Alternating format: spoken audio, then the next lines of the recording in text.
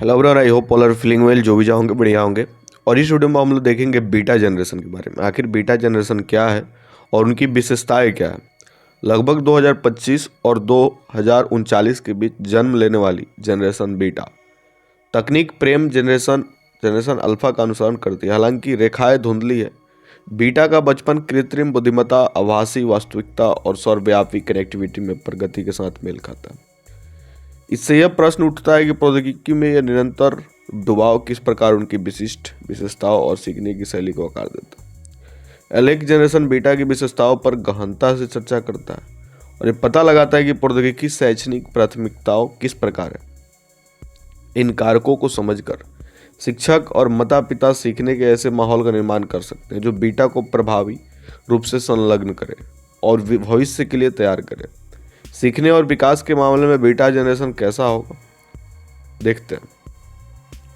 अभी भी आपकी प्रारंभिक अवस्था में 2025 और 2039 के बीच जन्म लेने वाली पीढ़ी बीटा 21वीं सदी में पूरी तरह से जीवन का अनुभव करने वाली पहली पीढ़ी के रूप में उभरती है। एआई और ऑटोमेशन में प्रगति के उनके प्रारंभिक वर्षों को बहुत प्रभावित करेगी।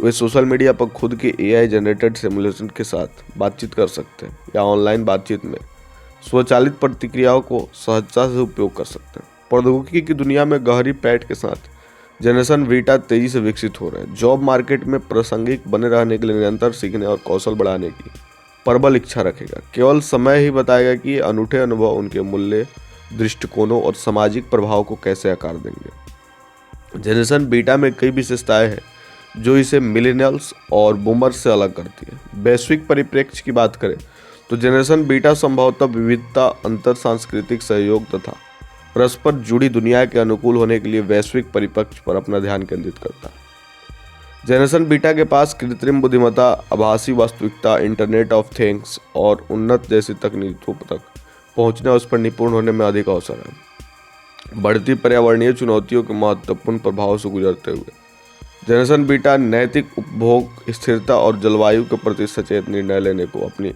अधिक प्राथमिकता देता है। इस पीढ़ी में पुराने पीढ़ियों की तुलना में बेहतर लचीलापन, अनुकूलनशीलता विकसित होने की संभावना है, क्योंकि ये बड़े पैमाने पर सामाजिक और तकनीकी बदलाव के साथ अनुकूलन कर रहे हैं। अनुकूली प्रौद्योगिकियों छात्रों के शैक्षिक अनुभवों और अनुकूलित शिक्षण पथों के साथ व्यक्तिगत बनाएगी, जो पिछली पीढ़ियों में प्रचलित मानवकृत विधियों से हटाकर हो।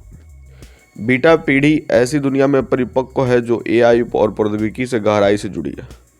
वह वास्तविकता कई तरीकों से जनरेशन बीटा की विशेषताओं को आकार देगी। एआई स्वचालन पारंपरिक करियर पथों को बाधित कर सकता है, जिसमें लचीले प्रोजेक्ट आधारित कार्य की ओर अग्रसर हो सकता है। इसका परिणाम हमेशा चालू कार्य संस्कृति हो सकता है, अनुकूल की मांग कर सकता है और संभावित रूप से कार्य जीवन संतुलन को प्रभावित कर सकता है।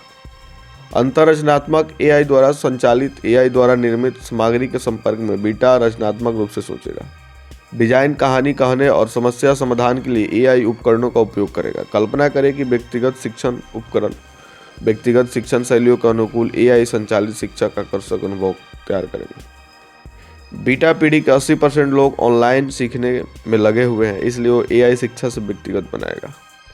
इंटरैक्टिव सिमुलेशन कठिनाई को समायोजित करने वाले एआई संचालित ट्यूटर्स और पाठ्यपुस्तकों से परे जानकारी तक तुरंत पहुंच की कल्पना करें। हालांकि ध्यान भटकने और ऑनलाइन सुरक्षा के बारे में चिंताओं पर सावधानीपूर्वक विचार करने की आवश्यकता है। स्मार्टफोन का गहन उपयोग बीटा के संचार और सूचना उपयोग को आकार देगा, जबकि एआई संचालित ऐप सुविधा और ज्ञान प्रदान कर सकते हैं। सोशल मीडिया की तुलना और सूचना विभाग के बारे में चिंताएं प्रचलित हो सकती है। समाज व प्रौद्योगिकी के प्रभाव को देखते हुए पीढ़ी बीटा को जिम्मेदार कॉर्पोरेट व्यवहार की उम्मीद हो सकती है। वे स्थिरता, नैतिक डेटा प्रथाओं और सकारात्मक सामाजिक प्रभाव के लिए समर्पित नियोक्ताओं को चुन सकते हैं। तकनीकी शिक्षा पीढ़ी बीटा को तेजी से विकसित हो रहे डिजिटल विश्व में सफल होने के लिए आवश्यक कौशल और ज्ञान से लैस कर सकते हैं। भविष्य के व्यवसायों का परिदृश्य अभी भी अस्पष्ट है, लेकिन स्वचालन और तकनीकी एकीकरण का उदय यह सुझाव देता है कि कोडिंग साक्षरता बीटा पीढ़ी के लिए महत्वपूर्ण हो सकती है। जबकि हर व्यक्ति को मास्टर कोडर होना जरूरी नहीं है, प्रोग्रामिंग सिद्धांतों को समझना महत्वपूर्ण लाभ प्रदान कर सकता है। उदाहरण के लिए विभिन्न क्षेत्रों में कृत्रिम बुद्धिमत्ता की बढ़ती प्रमुखता पर विचार करें। बुनियादी प्रोग्रामिंग को समझने से व्यक्ति एआई उपकरण के साथ बातचीत करने और उन्हें विशिष्ट आवश्यकताओं के लिए अनुकूलित करने, यहाँ तक कि एआई अनुप्रयोगों को डिजाइन करने में सक्षम हो सकता है। इस तरह स्वचालित विनिर्माण को लेकर स्वास्थ्य सेवा तक कई उद्योगों में व्याप्त है। बुनियादी प्रोग्रामिंग कौशल रखने से व्यक्ति परिवर्तनों के अनुकूल होने, स्वचालित प्रणालियों का प्रबंधन करने, यहाँ तक कि अपने स्वचालित समाधान बनाने में भी सक्षम हो सकता है। विशिष्ट अनुप्रयोगों से परे प्रोग्रामिंग मूल्यवान हस्तांतरणीय कौशल को बढ़ावा देती है। यह समस्या समाधान क्षमताओं, विश्लेषणात्मक सोच और तार्किक तर्क को निखारती है।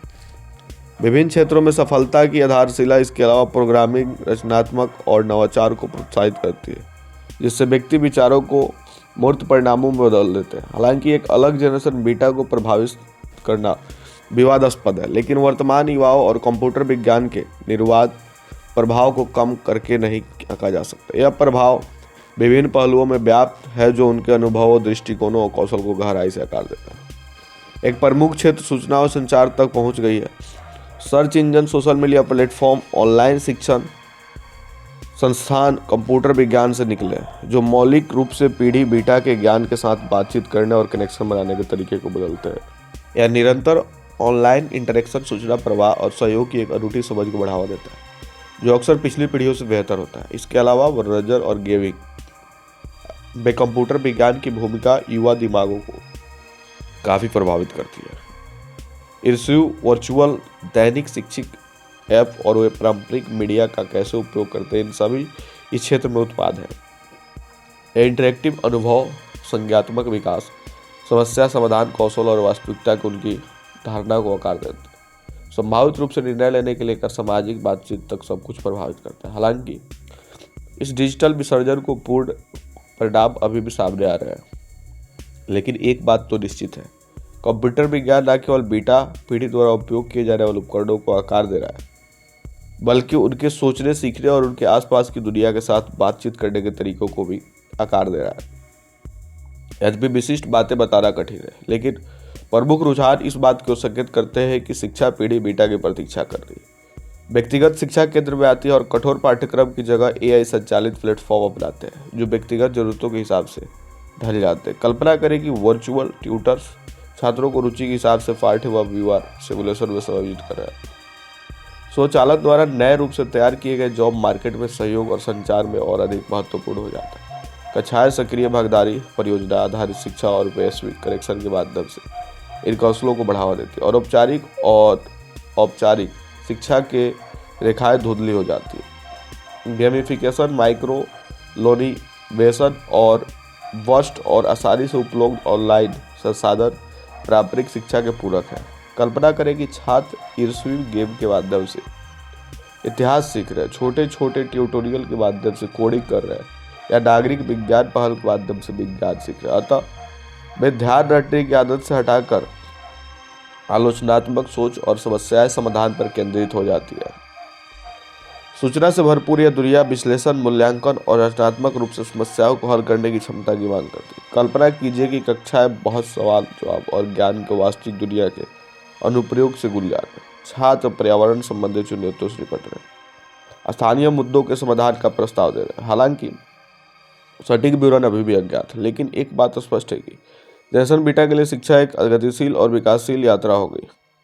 इन संभावित रुझानों को अपनाकर हम यह सुनिश्चित कर सकते हैं कि हमारी भावी पीढ़ी के बाद तेजी से बदलते विश्व में पनपने के लिए कौशल और ज्ञान हो। प्रत्येक छात्र के भीतर विज्ञान, प्रौद्योगिकी, इंजीनियरिंग और गणित में रुचि को बढ़ावा देना, जिससे बीटा पीढ़ी के शिक्षार्थी भी शामिल हो, व्यक्तिगत और सामाजिक प्रगति के लिए बहुत महत्व रखता है। बीटा छात्रों को पहचान उनके डिजिटल प्रवाह और इंटरेक्टिव सीखने के प्रति लगाव से होती है। इन शक्तियों का लाभ उठाने से हमें स्टीम और आकर्षक और प्रभावशाली तरीके से पेश कर सकते। एक दृष्टिकोण में पाठ्यक्रम में प्रौद्योगिकी की सहजता से एकीकृत करना शामिल है। इंटरेक्टिव सिमुलेशन अमृत वैज्ञानिक अवधारणाओं में जीवंत कर सकते हैं, जबकि कोडिंग अभ्यास, कम्प्यूटेशनल सोच और समस्या समाधान कौशल सिखाते हैं। शैक्षिक ऐप गेम सीखने से गेमिफाई कर सकते हैं, जिससे यह अधिक मनोरंजक और सुलभ हो सकता है। तो ये थी जनरेशन बीटा से रिलेटेड थोड़ी सी इन्फॉर्मेशन। आई होप आपको बढ़िया लगा होगा। जल्दी मिलता है ऐसा कोई नया वीडियो लेके, तब तक के लिए बाय बाय।